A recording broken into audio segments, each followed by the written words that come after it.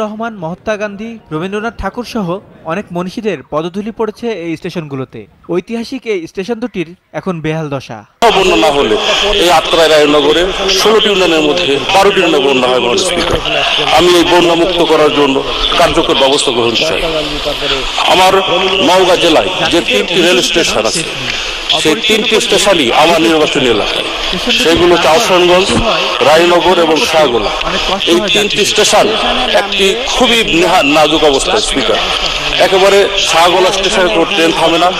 আত্রাই স্টেশনে শেড দিয়ে পানি পড়ে। আসসালামু আলাইকুম দর্শক, ভাইয়ের কথাগুলো একবার শুনে যান। আমি 3টি স্টেশনে আধুনিকরণ চাই এবং আত্রাই সকল ঢাকাগামী ট্রেন এবং রায়নগরও ঢাকাগামী ট্রেনের স্টপেজ চাই।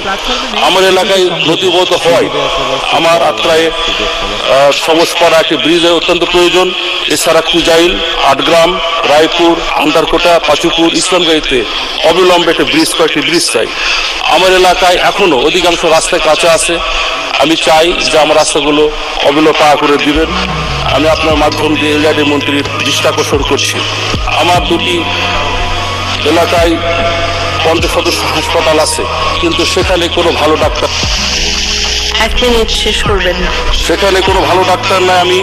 আমার কিছু ভালো সার্জন ডাক্তার দরকার এবং সেখানে ওটি নাই। অনেক ধরনের সমস্যা, এইগুলো আমি স্বাস্থ্যমন্ত্রীর দৃষ্টি আকর্ষণ করছি। আমার একটা কৃষি নির্ভর এলাকা, কিন্তু নওগাঁ জেলায় কোনো কিছু গবেষণা, মৎস্য গবেষণা কেন্দ্র, কোনো ফল গবেষণা, কিছু ধান গবেষণা কেন্দ্র নাই। আমি আমার এলাকা আত্রাই একটি হর্টিকালচার এবং কৃষি গবেষণা, মৎস্য গবেষণা ইনস্টিটিউট আমার প্রয়োজন। আমার 2 থানায় পৌরসভা নাই, দরকার পৌরসভা দিবেন। এছাড়া আমার একটি হাইটেক পার্ক দরকার। আমার 2টি সরকারি পলিটেকনিক ইনস্টিটিউট প্রয়োজন এবং অনেক শিক্ষা প্রতিষ্ঠান এমপিভুক্ত হয়নি।